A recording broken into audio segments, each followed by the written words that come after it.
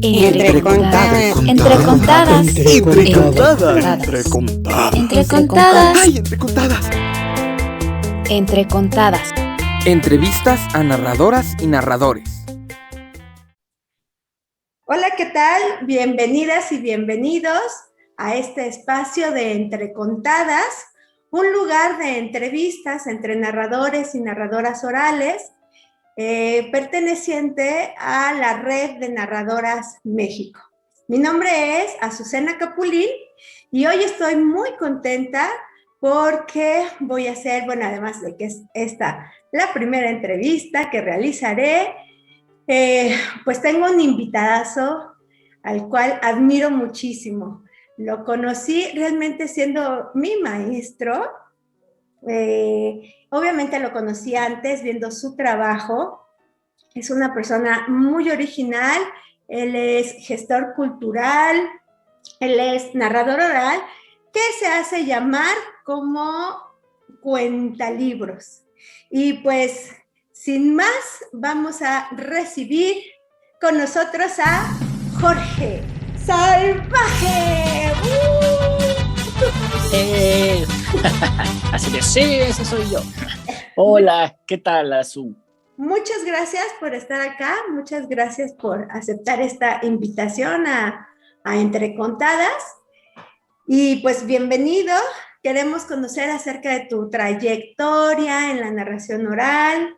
Me gustaría que nos contaras quién es Jorge Salvaje, cómo llegó a la narración oral o si la narración oral llegó a él, por qué salvaje, por qué cuentalibros, de dónde sale eso de cuentalibros. Entonces queremos que nos lo cuentes todo desde el principio de los tiempos.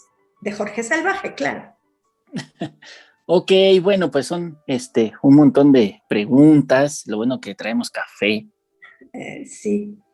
Porque nos vamos a poner a hablar largo y tendido.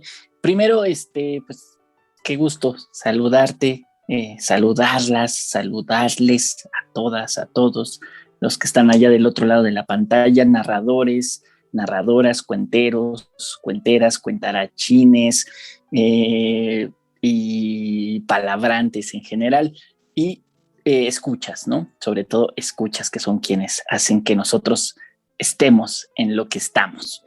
Pues, y gracias también a la Red de Narradoras México, que está como gestionando este espacio de diálogo, esta especie de ágora virtual donde podemos compartir pues todas nuestras aventuras, nuestras opiniones y nuestras filias y nuestras fobias. Entonces, pues, a propósito de fobias, pues yo me hice cuentero, o me hice narrador oral, o me hice cuentalibros en distintos momentos, ¿no? Creo que lo primero que me hice fue como cuentero.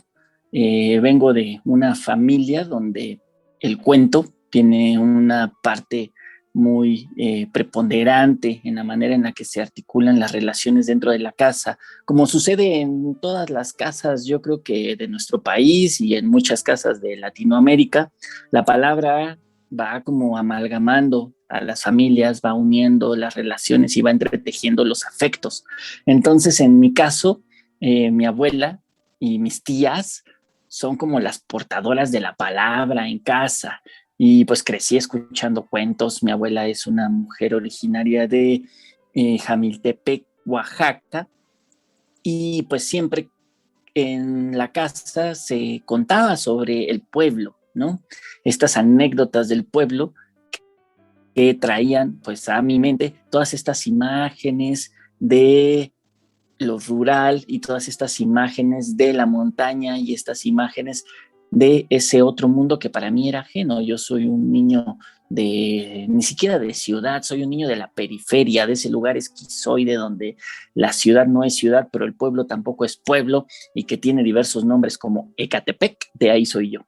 Entonces, pues crecí escuchando los relatos del pueblo, y como que estos relatos del pueblo fueron creando en mí la necesidad tanto de visitar el pueblo como de contar sobre ese mismo pueblo y sobre otros pueblos que yo me iba inventando. Entonces, desde muy niño empecé a hacerme cuentero en ese universo doméstico, inventaba mis propios cuentos, cuando escribí, los escribí, y cuando dibujé, los dibujé también, ¿no?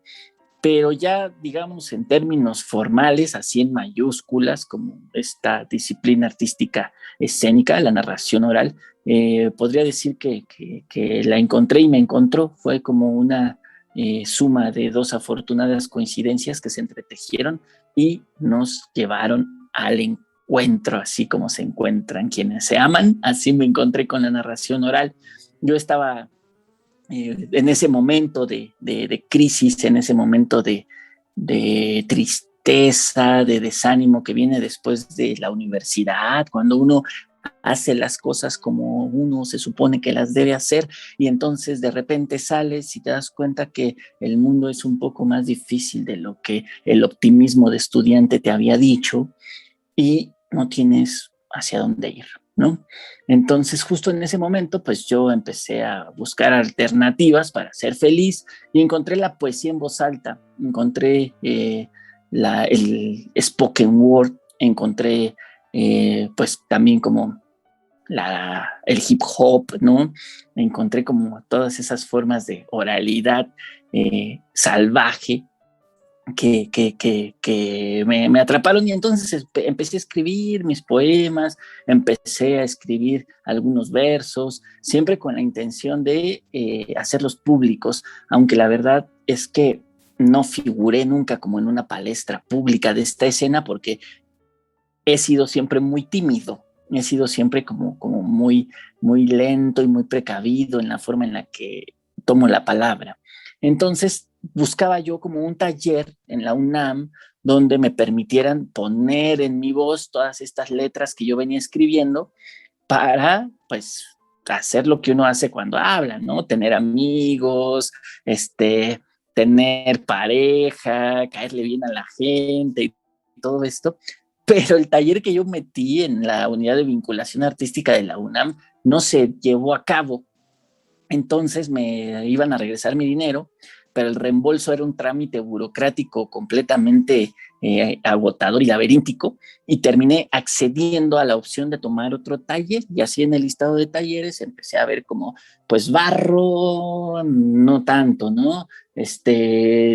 Dibujo, bla, bla, bla, tampoco. Y me encontré con un taller que se llamaba El gozo de contar cuentos, impartido por la maestra Marcela Romero, y dije, bueno, de los cuentos a la poesía en voz alta hay como una enunciación que hermana las disciplinas. Y yo ya había escuchado cuenteros alguna vez, estuve de viaje por algunos lugares de Latinoamérica y en Colombia encontré una escena de narradores orales, de cuenteros callejeros que a mí me encantó, me fascinó. La primera vez que los vi dije como, wow, ¿qué es esto? Y entonces un poco impelido por ese recuerdo dije, va, y me metí al taller y por eso digo que la narración me encontró y yo la encontré. Fue mi primer contacto con la narración oral a través de mi maestra Marcela Romero, a quien le mando un beso.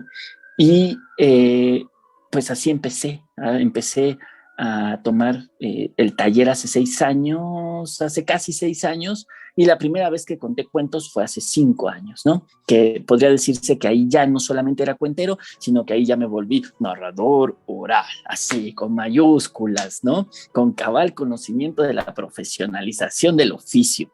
Y hace 5 años conté mi primer cuento en un espacio que entonces gestionaba el colectivo, no sé si todavía está activo como colectivo, si están cada quien en su cada cual, pero le tengo mucho afecto al recuerdo que tengo de ese colectivo, Agua de Horchata, ¿no? Con Sanja, con Kevin Galeana, con Fer, y llegué ahí al foro que tenían ellos en la facultad de en la facultad de ingeniería, y conté mi primer cuento, que era precisamente un cuento que estaba montando en el taller de Marcela Romero. Y ahí empecé a contar cuentos, ¿no? Y muy, muy, muy admirado por los narradores que yo vi en ese momento, por Kevin, por Sanja, por Fer, y sobre todo por los narradores que me llevó a conocer el taller de Marce, por Arturo Campos, por el gran Víctor Hernández Marroquí, por un montón de banda bien chida que yo conocí en ese entonces y que me hizo enamorarme de la narración oral. Tiempo después, ¿no? Me quedé como que pronto como con el deseo de llevar lo aprendido a otros lugares, y vino entonces el proceso más importante que he tenido dentro de la narración oral después de haber conocido a Marcela, que fue desaprender lo aprendido de Marcela, ¿no? En el buen sentido del término, es decir, poner a experimentar todas las herramientas que ella me dio, aunadas a las herramientas pues que yo había cogido de otros talleres de narración, de poesía, de escritura creativa, de teatro de calle, hasta de cocina, ¿no? Porque quienes contamos cuentos sabemos que todo va como sumando, todo abreva para nuestro momento escénico, y entonces vino la hora de sumar todas esas experiencias de vida y articularlas en torno a algo que ahora yo llamo cuentalibros, que tampoco es ninguna novedad, en realidad tiene que ver con hacer más sencillo y más entendible para las niñas, para las infancias, lo que yo hago, que es básicamente contar libros, contar libroálbumes. Entonces, en algún momento, en algún foro me presentaron como narrador oral escénico, y un niño que estaba por ahí dijo como, ¿qué es eso? Y yo dije, wow, ¿qué es eso? Neta, ¿qué es eso? ¿No? Y digo, para efectos teóricos y para efectos de la búsqueda del conocimiento, ¿servirá mucho la categoría o no? La verdad es que a mí no me sirve tanto, ¿no? O sea, a mí la categoría de narrador oral no me funciona en mi vida cotidiana. Entonces, la que me funciona más es la de cuentalibros, porque de repente los nenes empezaron a decir como, ahí viene el cuentalibros, ya se va el cuentalibros, el cuentalibros. De hecho, era cuentolibros, ¿no? Como que el primer mote que me puso la primera infancia fue cuentolibros. Y en cuanto me lo dijeron, dije, pues sí, sí soy, o dirían ahora en el lenguaje de las redes, sí me representa. Y me quedé siendo cuentalibros. Y tiene un poco que ver también como con la búsqueda de la sencillez en mi disciplina y en la forma en la que comparto lo que hago. Es decir, me gusta intentar ser como muy clarito, como muy concreto, como muy sencillo, y alejarme de los conceptos grandes, ¿no? Entonces, eso de cuentalibros, pues es muy literal, y es como la exploración que tengo actualmente. He generado una metodología de compartición de mi disciplina a partir de la lectura de imágenes y del análisis de los libroálbumes como obras de arte complejas.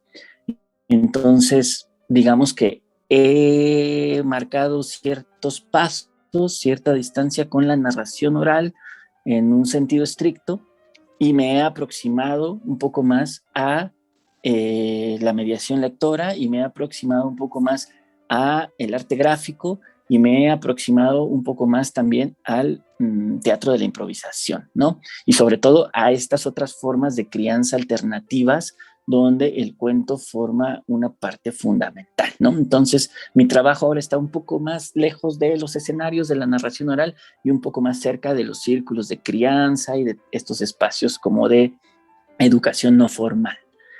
Y eso me define mucho porque yo soy completamente informal. Entonces, de ahí viene el salvaje también, ¿no?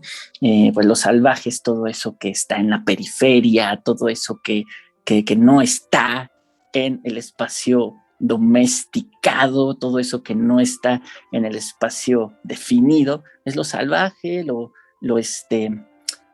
libre, ¿no? Lo que da miedo, lo otro, como los animalitos del monte. Entonces, pues de ahí viene el Jorge Salvaje, y también es una alusión y un saludo a un libro que me cambió la vida cuando decidí saltar al vacío, diría Roberto Bolaño, cuando decidí tomarme esto como un oficio del cual vivir y del cual, alimentar mi cuerpo, mi boca, mi bolsillo y mi espíritu, que fue el contar cuentos. Entonces, este libro es Los Detectives Salvajes, de Roberto Bolaño, que narra precisamente las pifias y las aventuras de una vanguardia de poetas que deciden arrojarse al precipicio, saltar al vacío. Entonces, pues yo homologo un poco esta historia a mi propia vida y a la vida de muchos cuenteros y de muchas cuenteras jóvenes con quienes empecé a contar cuentos en un colectivo, ahora ya fuera de circulación, pero que como narradores y narradoras independientes siguen caminando, ¿no? Los narradores salvajes, que en su tiempo estuvo articulado por Yuriski Pabello, por Abril Cortés, por el gran cuentero Arturo Campos, por el maestro Víctor Hernández y por Antonio Ayala. Entonces me quedé con el apellido, ¿no? Como Jorge Salvaje, venía de los salvajes, me gustó. Y bueno, ya, me extendí demasiado. No, está excelente. Fíjate, yo había escuchado hablar de los salvajes y los escuchaba los salvajes por aquí, los salvajes por allá, pero yo no había tenido oportunidad de conocerlos. Prácticamente el que más conozco es a ti, ¿no? Pero a Arturo he visto su trabajo también maravilloso. Y bueno, viendo dónde te formaste, creo que sí es bien importante lo que dices, ¿no? Conocer como el inicio, como el fundamento, las bases de todo esto, para a partir de ahí poder volver a construir, ¿no? Creo que eso es súper importante y a partir de lo que cada uno de nosotros estemos buscando. Y no ir contando, bueno, creo yo de pronto, en algún momento yo decía, la narración oral me parece que es para todos, pero no siempre todos son para la narración oral. Y creo que hay que, y bueno, hablando más como de una profesionalización, que es lo que estamos realizando. Entonces creo que sí es bien importante conocer las bases, el fundamento, para que a partir de ahí podamos ir amalgamando y amortiguando y dándole forma hacia lo que cada uno de los narradores también tiene como propósito de vida, ¿no? Y que mucho tiene que ver, creo que muchos estamos vinculados con esta parte del fomento a la lectura. Pero yo entre las cosas que vi que tú haces es esta gestión cultural en justo lo que hablabas, ¿no? En zonas rurales, o estoy equivocada, en pueblos, o sea, este tipo de espacios, ¿es donde haces tu gestión cultural? ¿O? Pues mira, lo que pasa es que creo que la explicación tiene un poco más que ver como con que soy bastante vago, soy bastante andariego. Entonces, antes de dedicarme como formalmente a la narración, llegué a las montañas de Chiapas, a los altos de Chiapas, como llega mucha gente, ¿no? Atraído por el eco de los movimientos indígenas, sobre todo, y por pues como por el deseo de un poco desaprender el bagaje o el bagaje cultural que uno trae y tener otras formas de sensibilización con los territorios, ¿no? Entonces llegué ahí y empecé a trabajar junto con una suma de amigas con una comunidad tzotzil, ¿no? Que más que trabajar empecé a aprender, ¿no? Empecé a aprender de una cooperativa de mujeres que se llama Mujeres Sembrando la Vida, y sobre todo de una promotora cultural comunitaria muy importante de la zona, que se llama Xunca Hernández. Y entonces el trabajo con Xunca como que a mí me llevó a observar la forma en la que se articulaban ciertos procesos culturales locales, ¿no? Y el estar ahí con ellas, pues a mí me hizo como mucho eco sobre mi propia vida. Entonces, como que después de esta experiencia en Chiapas, donde la suma del trabajo colectivo de muchas y de muchos nos llevó a tener un premio de fomento a la lectura, el Premio Nacional de Fomento a la Lectura en 2014, después de esto yo empecé como a hacerlo de manera natural, ¿sabes? Como viajar y intentar como hacer pequeños proyectos, sobre todo para exponer mi propio trabajo, porque tú bien sabes que la narración oral es un gremio donde si bien nos apapachamos mucho entre todos y si bien nos queremos mucho, también es un gremio muy competido, porque hay pocos recursos y pocos espacios oficiales desde el Estado, y los que están a veces pues se abren de una manera de la que no todos estamos conformes, ¿no? Y entonces, como que la verdad es que yo me cansé mucho de entrar en esa pugna de estarme peleando los espacios oficiales con las camaradas y con los camaradas, y de repente me sentí como fuera de la jugada, es decir, no me enteraba de las convocatorias, si es que las había, a veces no las habían.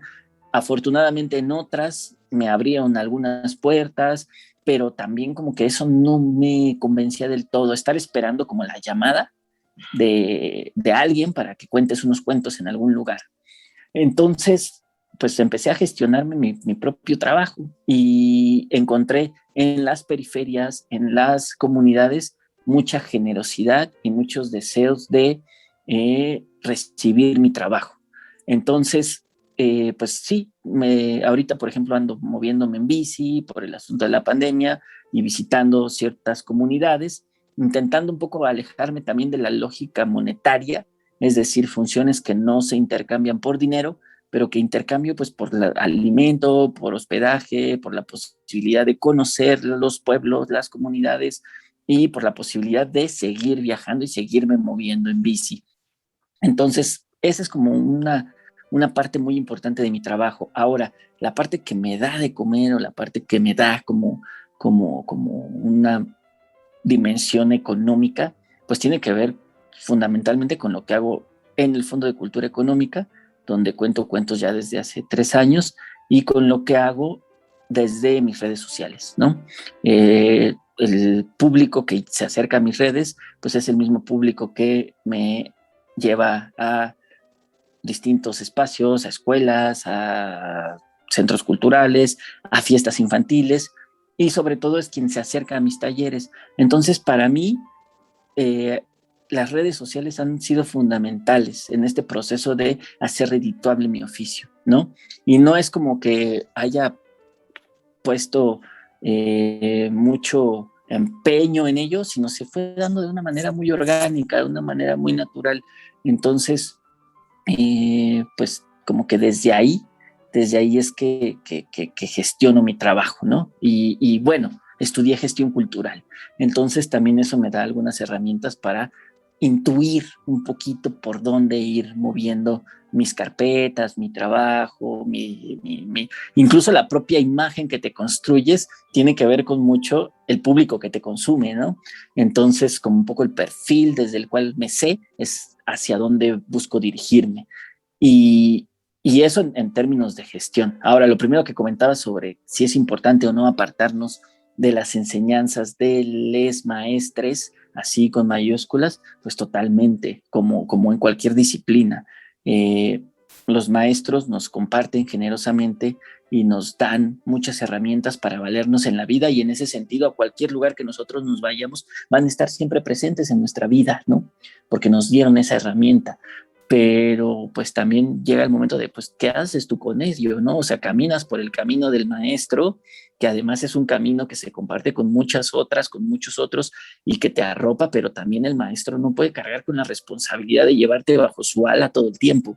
Entonces, tarde o temprano llega el momento en el que tú, yo, la otra, el otro, pues tiene que hacer su propio camino y arropar a otros, arropar a otras, ¿no? Creo que de eso se trata un poco también, el hacer comunidad y el hacer gremio, más allá de simplemente estar gregariamente unidos, ¿no?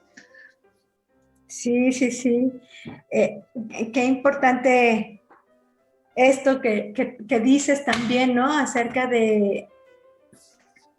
Yo también he encontrado en la narración un grupo muy apapachador, un grupo en que, desde mi punto de vista, lo que he visto ¿no? Por ejemplo, contigo y con la maestra Marcela y con mucha gente más, es que somos justamente un grupo que nos vamos apoyando y que de pronto estas convocatorias o estos espacios reducidos o escasos nos podrían poner a competir o a romper como esa armonía. No sé si la rompa, ¿no? Yo la verdad es que también a muy pocas convocatorias o cosas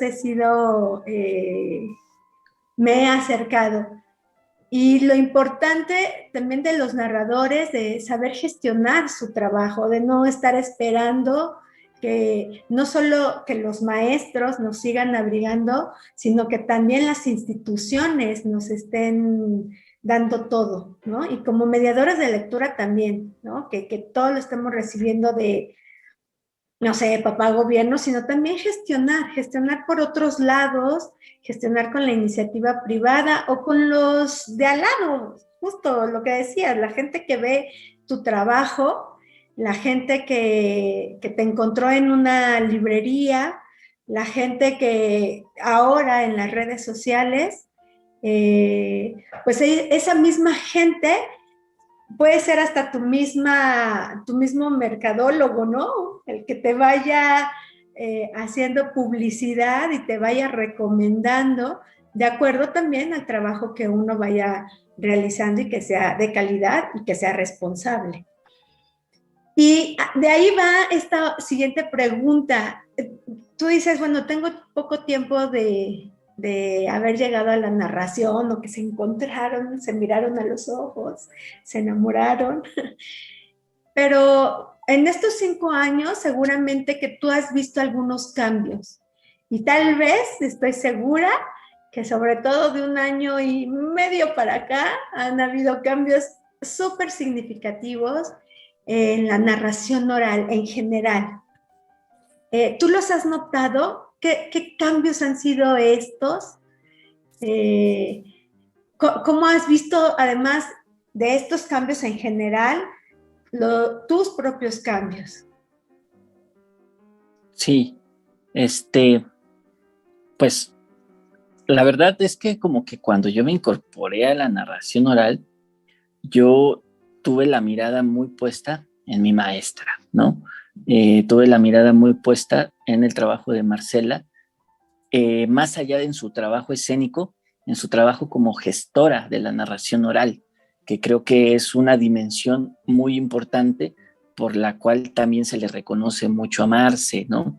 Que tiene que ver por la manera en la que ha gestionado el trabajo de sus alumnos y de los espacios en torno a los cuales los articula. Entonces, tuve la oportunidad de estar muy cerca de ella en la gestión del Centro Cultural Elena Garro, del espacio que tenía ella ahí en el Centro Cultural Elena Garro, donde semana a semana programaba un narrador o una narradora de distintas partes de México y el mundo.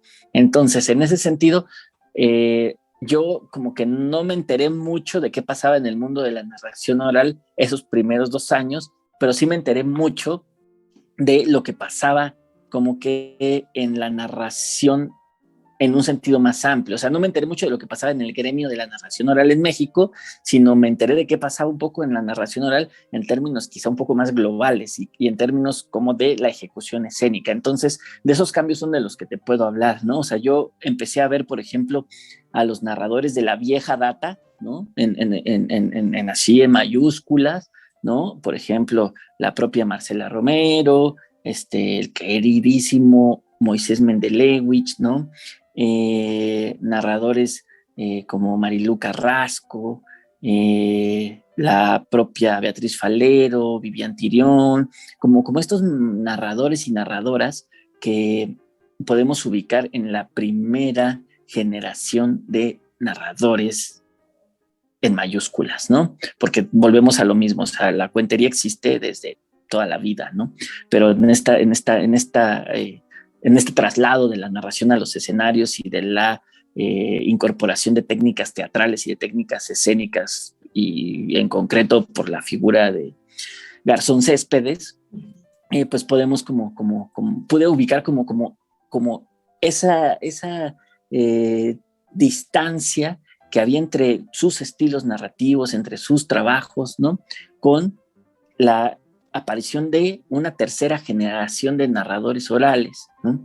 O sea, están, por ejemplo, como los alumnos inmediatos de ellos, como una segunda gran generación, pero luego está esta tercera que yo digo, la verdad es que yo no tengo más fundamentos, ¿eh? Yo estoy aquí así diciendo disparates, pero yo identifico que hay como una tercera generación de narradores orales que por ahí César Rincón, que aquí yo identifico como parte de esa tercera generación, ha llamado la nueva narración oral mexicana, ¿no?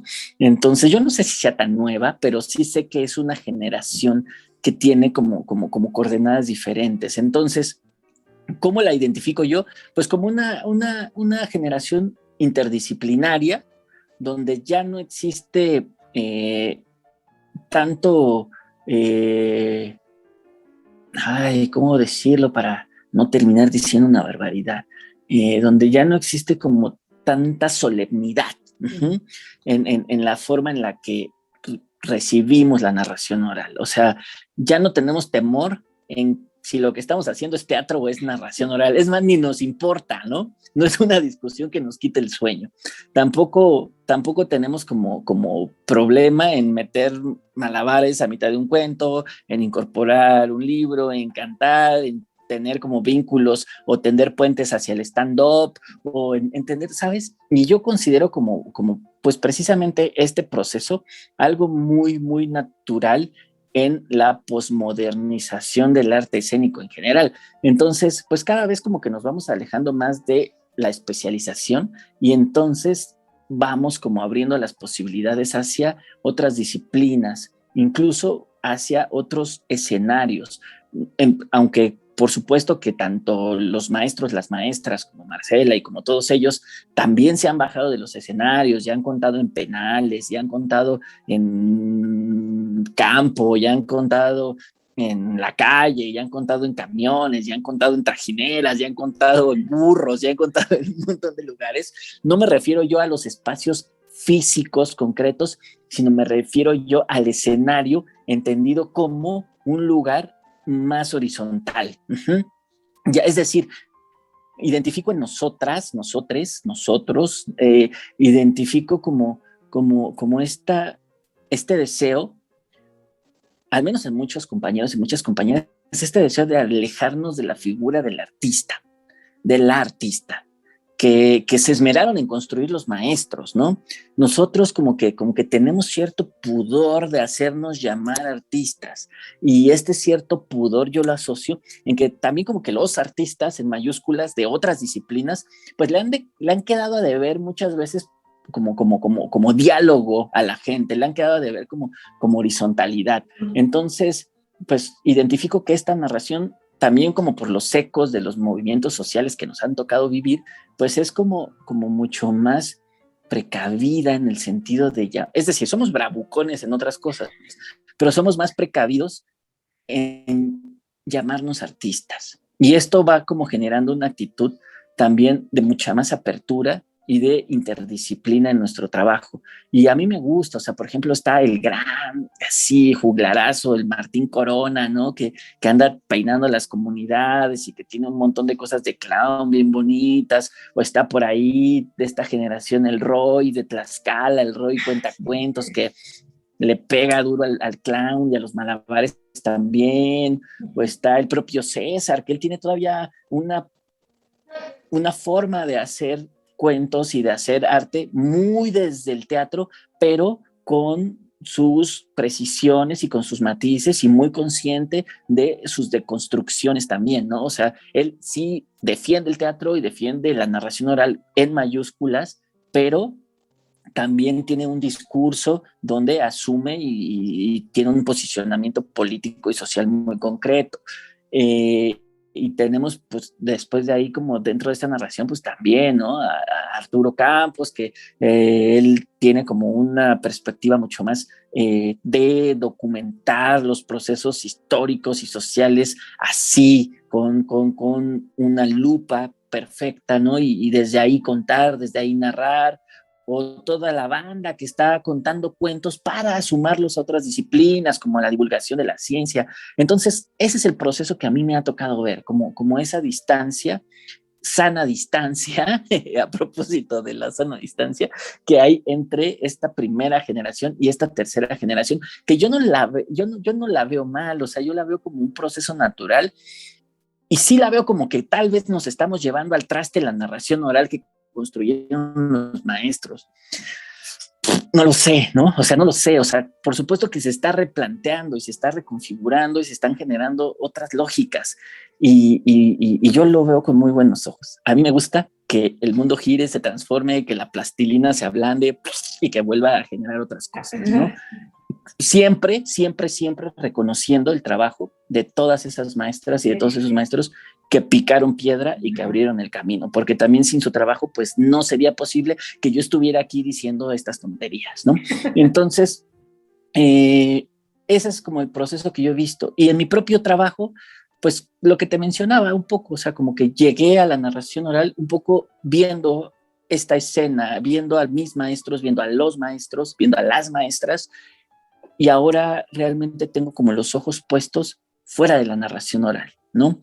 Me gusta mucho lo que hacen mis colegas, veo el trabajo de mis amigas, veo el trabajo de mis amigos, pero no estoy pendiente del movimiento de la narración oral, tanto como estoy pendiente, por ejemplo, de los procesos de crianza, que es lo que me llama la atención ahora y es en lo que me enfoco. Y creo que muchas narradoras y muchos narradores de esta época ocupan la narración oral como una herramienta que se lleva a otras disciplinas, cosa que no pasa en otros países de la misma manera. Por ejemplo, una de las las escuelas de narración que más me ha impactado y que más ha incidido en mi trabajo es la escuela colombiana.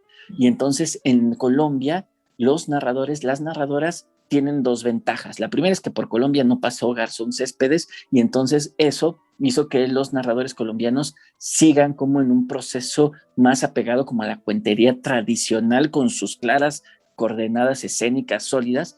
Y la segunda es que ellos también han sabido disociar muy bien como la narración oral de la mediación lectora, la narración oral de otras disciplinas, y entonces la cuentería es así, cuentería en mayúsculas, ¿no? De hecho, el término que yo más escucho entre los colombianos es cuentería, ¿no? Los colombianos son cuenteros, y bueno, y ese es como el caso aparte. Entonces yo creo que es como muy contextual. Yo te hablo como de lo que veo, de lo poquito que conozco de la narración en México, y me iría más acotado de lo poquito que conozco de la narración entre mis amigos y entre mis amigas, ¿no? Súper delicioso, sí, pues ahora sí que depende de quién pasó por ti o por dónde pasaste y el contexto, porque también podríamos hablar de la narración o de la escuela que hay en Argentina, ¿no? Entonces sería muy interesante ver cómo aquí se ha tomado, o yo lo que he visto es que, bueno, el maestro Francisco Garzón es el maestro Francisco Garzón y casi casi si no estudiaste con alguien que estudió con él o algo así, pues como que ni narrador te podrías llamar, no lo sé, ¿no? Pero nada está realmente escrito y nada está limitado a una sola cosa y a una sola línea. Y lo bonito de la narración oral, creo yo también, es que cabe en todos lados, cabe en absolutamente todos lados, ¿no? Y en todos lados es bien recibida.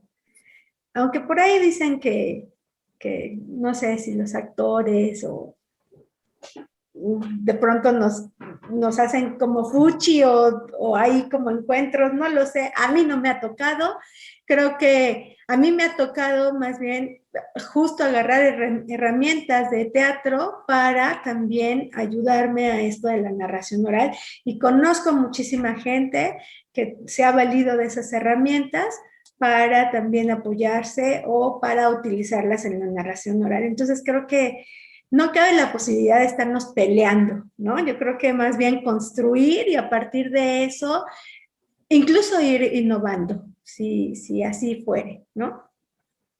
Pues ahora sí, entre contadas, nos encantaría escucharte uno de estos cuentos que tú nos regalas en 5, 10 o 20 minutos. Tómate todo el tiempo que tú quieras. A mí me encanta, yo aquí me voy a acomodar muy bien, deja saco las palomitas para disfrutarte y pues quisiéramos escuchar qué tienes para compartir con nosotros. Ok, pues con mucho gusto quiero compartir con ustedes un libro que me ha acompañado durante toda esta pandemia, ¿no? Que pues he ido como montando a través de el pimponeo con todas y con todos los que puedo acercarme e intercambiar ideas. Es un librazazazazazazo.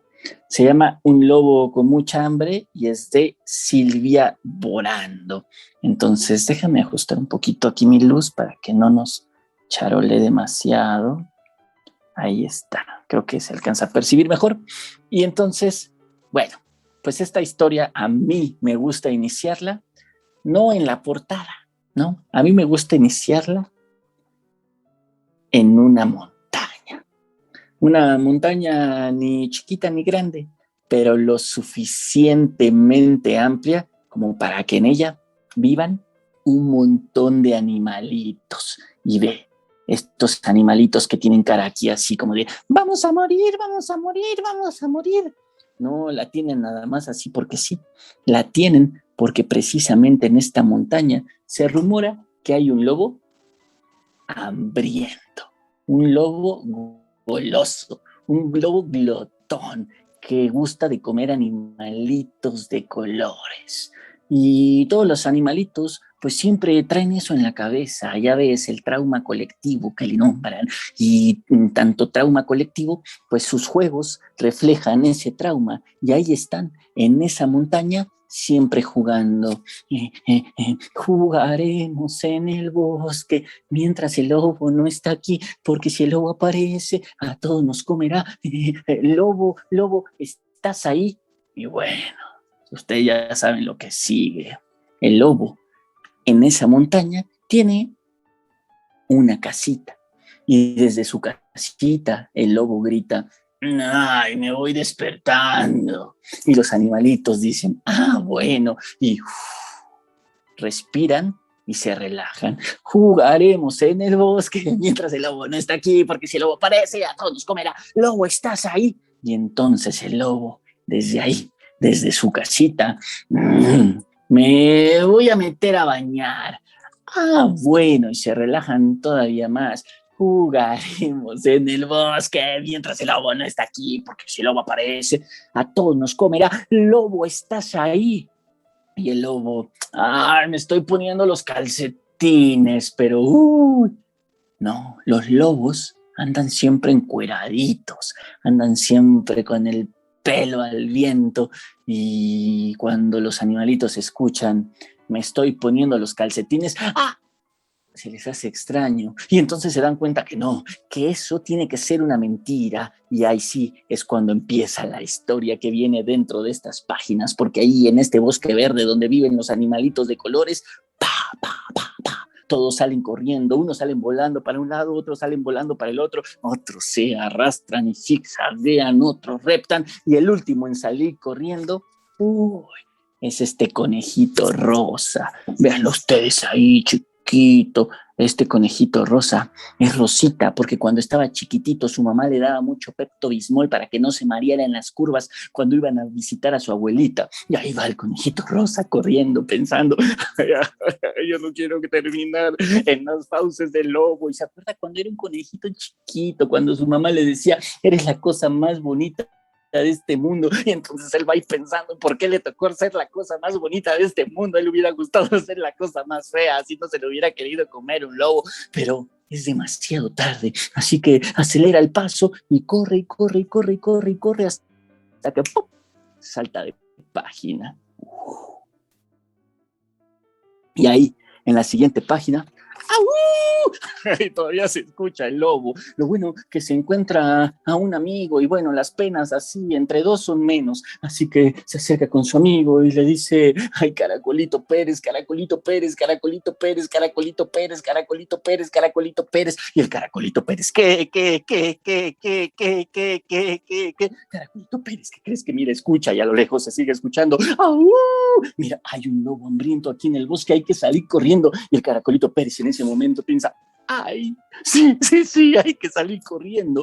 Y avanza 1 milímetro. Caracolito Pérez, pero que no estás escuchando, hermanito, que hay que salir corriendo, que hay un lobo hambriento. Y el Caracolito Pérez lo intenta, pero, ay, avanza otro milimetrito. Por favor, corre, ¿vas a correr sí o no? Que hay un lobo hambriento aquí en el bosque. Y el Caracolito Pérez, ay, avanza otro milimetrito. ¿Cómo le hacemos? Piensa el conejito rosa. Y entonces recuerda que cuando él era así, chiquito, y estaba en la escuela donde le llenaban la cabecita de cosas optimistas, alguien le dijo que para que las personas realicen sus metas hay que creer en ellos. Y empieza, amigo, yo creo en ti, yo creo en ti, yo creo en ti. Y cuando el Caracolito escucha que su amigo cree en él, él empieza, él cree en mí, y siente que lo va a lograr y entonces se prepara, ajusta muy bien sus mejillas para que no se le suelten cuando agarre velocidad y entonces sí, mete turbo.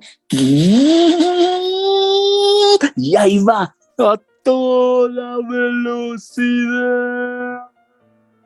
Pero avanza otro milímetro. ¿Qué pasa?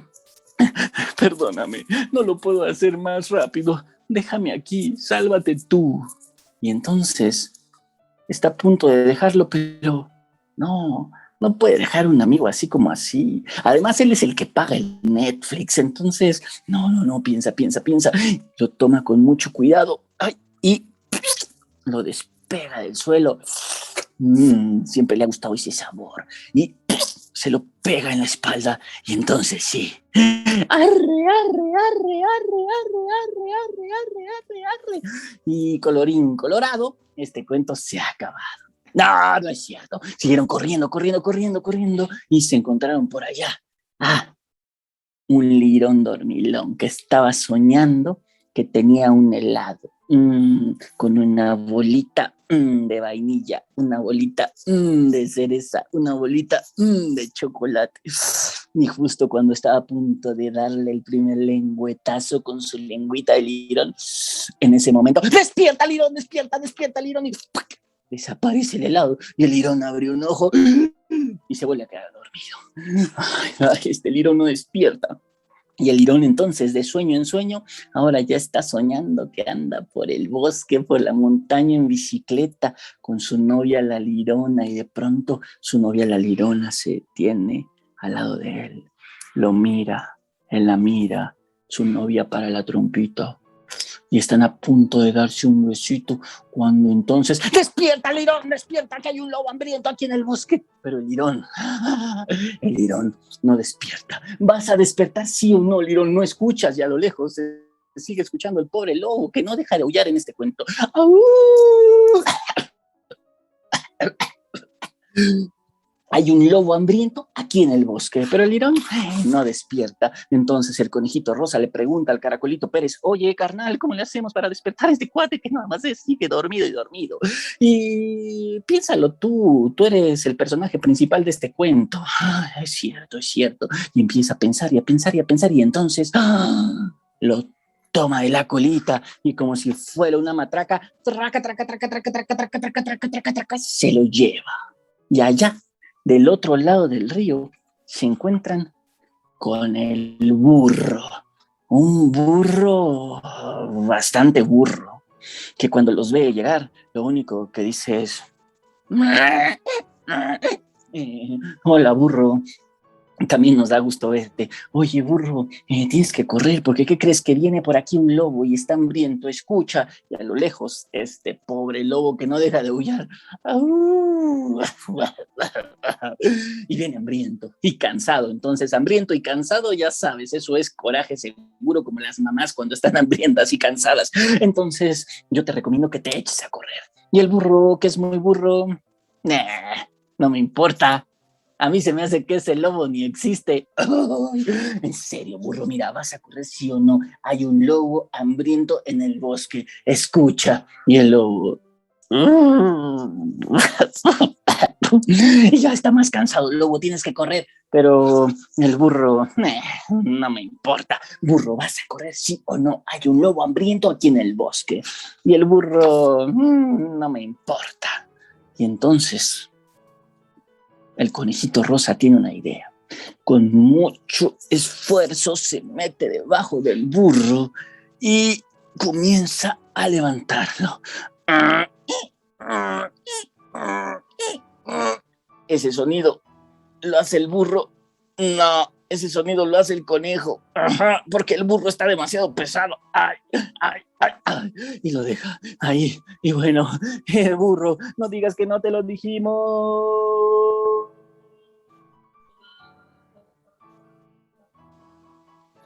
Y ahí ya, casi llegando al otro pueblo, se encuentran con Pablo Andrés Delgado, el topito más listo y más apuesto. Y entonces le dicen, Pablo Andrés Delgado, oye, ¿vas a correr sí o no? Viene un lobo y está hambriento. Y Pablo Andrés Delgado les dice, no, amigos, no se preocupen. El lobo hambriento no es tan poderoso como es mi papá. Mi papá es muy poderoso y si viene el lobo hambriento, mi papá, que es muy poderoso, agarra su mano y le hace ¡pum! Y lo derrota. Ajá. No, mira, mejor hay que correr. No, mejor ya sé. Vamos a un túnel muy grande que hizo mi papá, que es muy poderoso y con su mano escarbó un túnel muy profundo y ahí no nos va a encontrar el lobo. Un túnel, es buena idea. Entonces todos los animalitos van siguiendo a Pablo Andrés Delgado y llegan hasta el túnel. Y ahí, en la orillita del túnel, cuentan a la de 3. 1, 2.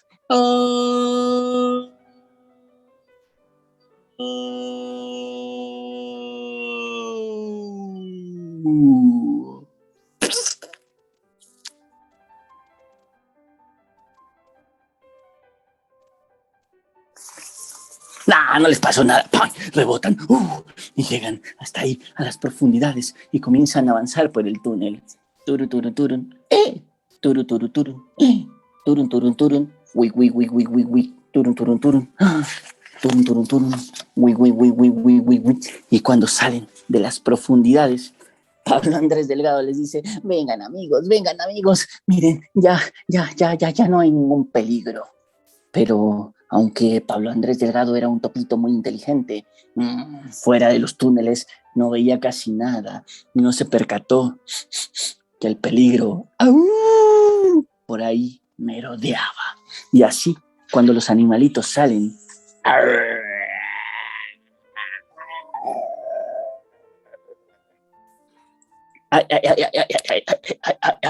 tú eres el feroz. Sí. Y tú eres el que se comió a la abuelita de Caperucita. Estaba deliciosa. Y tú eres el que le destruyó su casa a los 3 cochinitos. Fue muy divertido. Y tú eres el que se comió a Pedro de Pedro y el Lobo. No. Ese fue mi primo. Digo, yo soy un lobo feroz, pero no soy malvado. No como niños. Bueno, ¿y comes animalitos como nosotros? Me encantan. Ay. Y entonces le preguntan al lobo, ¿y nos vas a comer? Y entonces el lobo saca una garra, la observa y con esa garrita les dice, no, no me los voy a comer. Es que hace rato venía caminando por acá y me encontré a un burrito que estaba por ahí muy necio y le dije, oye burro, tengo un montón de hambre, ¿me dejas darte una mordidita? Y me dijo, no me importa. Y entonces le di una mordidita y le dije, ¿me dejas comerte un piecito? No me importa. Y le comí el piecito.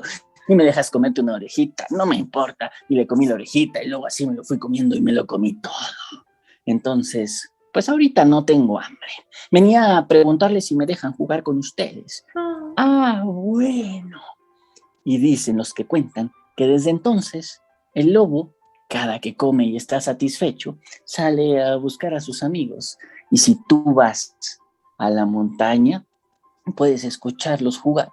Jugaremos en el bosque porque el lobo ya comió. Pero si al lobo le da hambre, todos a correr. Y colorín colorado, este libro se ha acabado. ¡Bravo!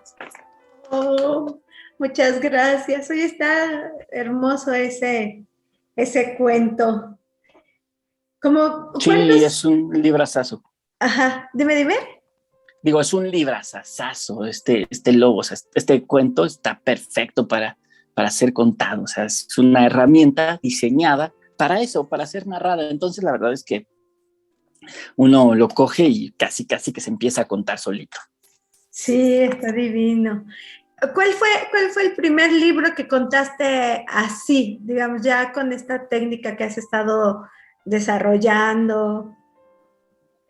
Ya con la cabal intención de contar libros, fue el libro de, me parece, no sé, yo creo que fue el libro de Mandana Sadat, de Mi León, un libro silencioso, un libro silente, sin texto, que precisamente tengo por aquí. Mira, es este que está acá. Este libro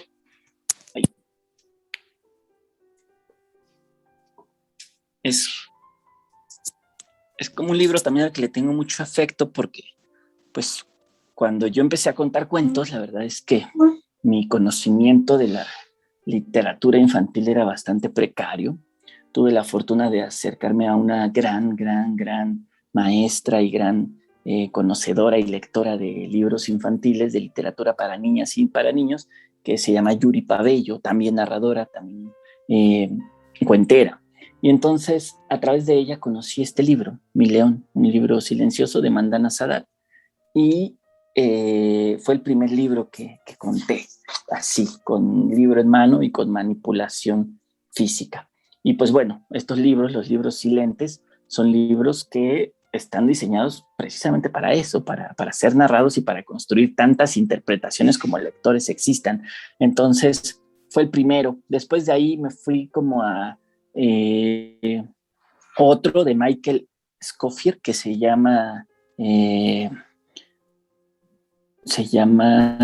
Lobo Tralala. Y entonces empecé a contar El Lobo Tralala y de ahí ya empecé a saltar como de un libro a otro, pero también como que algo que me ha hecho contar libro en mano ha sido mi deseo de trabajar con infancias muy pequeñas, y para las infancias tan pequeñas para mí es fundamental tener como un referente visual para ir acompañando el proceso de narración. Eso, y pues mi trabajo dentro del Fondo de Cultura Económica como contador de libros, ¿no? También me permite y me demanda a la vez, pues, manipular los libros para acentuar como el gozo y el disfrute de la obra, ¿no? Sin embargo, aun cuando son libros para niños, seguramente has visto que también lo gozan muy bien, o para bebés, por ejemplo, o para la primera infancia. Yo creo que has de ver que lo gozan también los más grandecitos y los mayores y los que ya no estamos tan en la infancia. ¿O cómo ha sido tu recepción? Claro. Pues fíjate que yo empecé cuando empecé a contar cuentos, empecé a contar para adultos. Entonces tenía como mucho temor de aproximarme a las infancias, sobre todo un poco como por la naturaleza de mi propia infancia, ¿no? Que si bien no fue una infancia sufrida, sí fue una infancia como con muchos claroscuros, ¿no?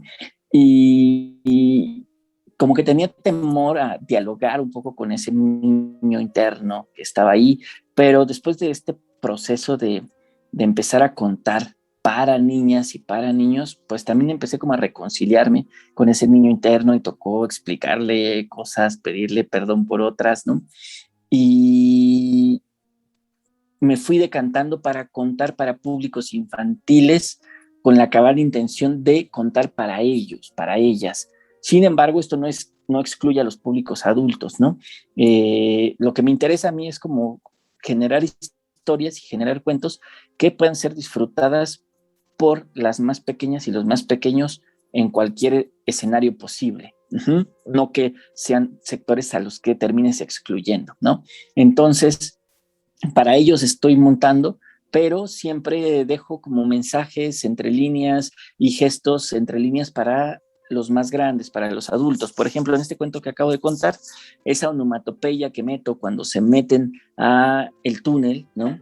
Turun, turun, turun, turun, turun, turun. Es una onomatopeya que tomo de Mario Bros. Por supuesto que a las niñas y a los niños de ahora no les dice nada, pero para los papás treintones que andan por ahí, para los papás cuarentones, pues seguramente que Mario Bros es un referente importante, y entonces pues es ahí un guiño hacia ellos, ¿no? Hacia ellas. Y creo que tan útil es que, pues, por ejemplo, o sea, aunque yo el trabajo que hago es para niñas y para niños muy pequeños, estos niños y estas niñas muy pequeños no tienen un Facebook. Esperaría, ¿no? Siempre hay las excepciones que rompen la regla. Pero niños más pequeños de 6 años no tienen redes sociales y mis páginas pues están activas, y entonces tengo un número ahí chiquito de seguidores, pero están activas, ¿no? Y yo me doy cuenta, bueno, entonces son personas adultas viendo cuentos para niños, ¿no? Realmente quienes consumen mi trabajo. Y pues en ese sentido creo que son bastante útiles los libroálbumes para públicos adultos. Claro, hay como libroálbumes ya bien específicos para públicos adultos y para jóvenes, ¿no?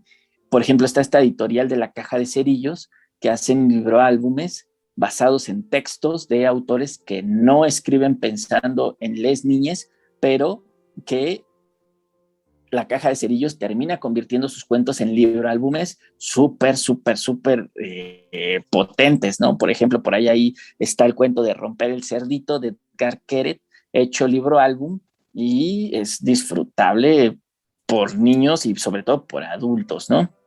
Por adultas. Incluso colecciones que hacen literatura, que publican literatura infantil y libroálbumes para niñas y para niños, también tienen libros que van dirigidos a otros sectores, ¿no? Por ejemplo, A la orilla del viento, ¿no? Esta colección Sasa que está cumpliendo 30 años ahorita, tiene títulos como el muy conocido de Selma, La oveja, el de Selma, de Jutta Bauer, que es un libro completamente dirigido a quienes estamos en la búsqueda de la felicidad desde códigos y desde coordenadas adultas.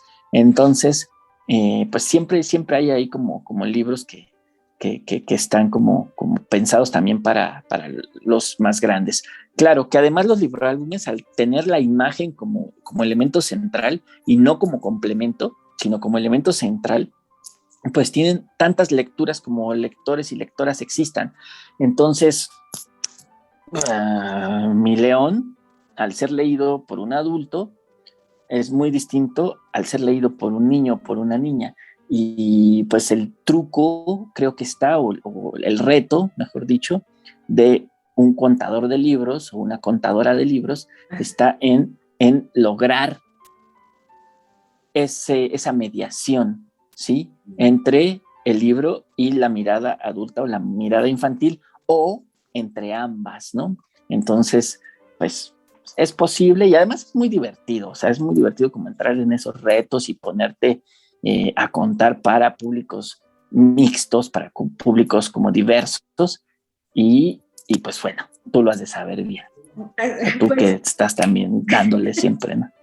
Pues yo creo que lo interesante del libroálbum, o veo ahora que he conocido un poquito más de ti, es que tiene o te da esta libertad de interpretación, ¿no? Entonces tú como un hombre libre o buscando siempre esa parte de la libertad, creo, bueno, a mí también me encantan el libroálbum, y creo que permite eso, que si ves un punto, prácticamente tú puedes interpretar que es ese punto, ¿no? Si es un caramelo, si es un bicho, si es lo que sea que se te ocurra. Y conforme vas recorriendo la historia, descubrirás o reafirmarás que pudo ser eso o que puede ser eso que tú decidiste que fuera, ¿no? Me parece que el libro álbum da esta posibilidad como de cierta libertad de interpretar lo que estamos observando. Además de un trabajo y reconocer o conocer un trabajo artístico, ¿no? Claro, sí, dejar de ver un poco como a los ilustradores como secundarios en la elaboración de un libro, e incluso empezarlos a mirar también ya como autores y como autoras que están en el mismo peldaño en el que están los escritores y las escritoras, ¿no? Incluso muchos de ellas, en este caso, por ejemplo, como Mandana Sadat, pues son autores integrales, autoras integrales, que lo mismo escriben, lo mismo ilustran, que lo mismo editan y que casi a veces hasta enmaquetan ellas mismas, ¿no? Entonces, pues sí, el libro álbum es una tecnología, una herramienta pues de amplio alcance que está disponible para las narradoras y para los narradores que quieran, pues, incorporar otra herramienta, ¿no? A su ejercicio. Y la verdad es que a mí me divierte mucho y me he quedado ahí. Y de los libroálbumes podemos hacer derivaciones. Por ejemplo, este cuento que conté ahorita lo tengo montado en piedritas, ¿no? Entonces tengo, por ejemplo, aquí las piedritas, aquí tengo mi bosque, acá tengo, ahorita la luz me da, acá tengo mi lobito, ¿no? Por acá tengo a mi conejito, y entonces voy incorporando como las piedras, e incluso ya deconstruyo la historia y monto con estos animales otros cuentos, y son un montón de posibilidades. O sea, los libroálbumes te abren una puerta a la creatividad muy importante, que creo que es la misma puerta que le abren a los niños en su proceso y a las niñas en su proceso de aprendizaje. Entonces, pues, ¿qué te digo? Sí, estoy de acuerdo con lo que dices. Material delicioso. Oye, y cuéntanos si, bueno, nos gustaría conocer alguna anécdota chistosa, curiosa, que dije, gracias, ahorita chispas, no me lo esperaba, o lo resolví de tal forma que haya pasado en este camino de la cuentería. Pues me acuerdo, por ejemplo, un día en Tepoztlán estábamos contando en el Festival del Juego, convocado por una asociación civil que se llama La Jugarreta. Estábamos contando Marce y yo, y estábamos contando precisamente este libro, ¿no? Estábamos contando Mi León de Mandana Sadat, y teníamos un juego donde yo era el nene y Marce era el león rojo. Entonces, justo en la segunda página, el león salta y ruge. Y el león salta y ruge, y en el momento en el que Marcela ruge, en ese instante, un perro que andaba entre el público se mete completamente bravo y histérico a la función y empieza a corretear a la gente. Entonces fue como ¡rau! Y justo cuando sale a atacar ¿cómo se llama? El león, el perro se pone a atacar a la gente, y ese era un perro así además indomable, que no había manera de sacarlo. Y entonces uno tiene en la mente como esta idea de el show debe continuar y tienes que tomar elementos para improvisar, pero entonces era como que se mete el perro y seguimos contando y nos volteamos a ver como de, seguimos, no, paramos, no, o sea, tocó parar, pero la coincidencia del ataque del león con el ataque del perro fue bastante hilarante. ¿Y cómo lo resolvimos? Pues no lo resolvimos, paramos la función, y cuando ya el perro había sido capturado seguimos contando, ¿no? Pero y así hay un montón de anécdotas. O sea, creo que las anécdotas siempre están presentes en los cuentos, y sobre todo a mí las que más me dejan marcado creo que son las que suceden en torno a los cuentos, o sea, como los lugares a donde te llevan los cuentos y las relaciones que se entretejen. Entonces, por ejemplo, me han pasado como cosas realmente mágicas, realmente no sé si son anécdotas graciosas, pero sí son como hasta ahí de un trasfondo mágico, espiritual, que a veces uno asocia a su labor creativa, ¿no? Uno cuenta y entonces la palabra es tan fuerte que es como si uno estuviera mantreando ciertas ideas, ¿no? Y entonces cuentas tantos cuentos y repites tantas veces ciertas frases que terminas atrayendo al león, ¿no? Entonces eso sucede también como en dimensiones muy lindas de la vida. Y sobre todo yo rescataría como anécdota la gente a la que me ha llevado a conocer la narración oral. Ahorita, por ejemplo, estoy muy en el romance, en la luna de miel, con una pareja de artistas, una narradora, Lidia Zaragoza, y con Adler Reyes, que es como quien le hace toda la producción a Lidia. Y bueno, o sea, los cuentos nos han hermanado de una manera tan profunda, tan genuina, tan rica, que creo que esa es la anécdota, o sea, como la vida que se va entretejiendo a partir de los cuentos.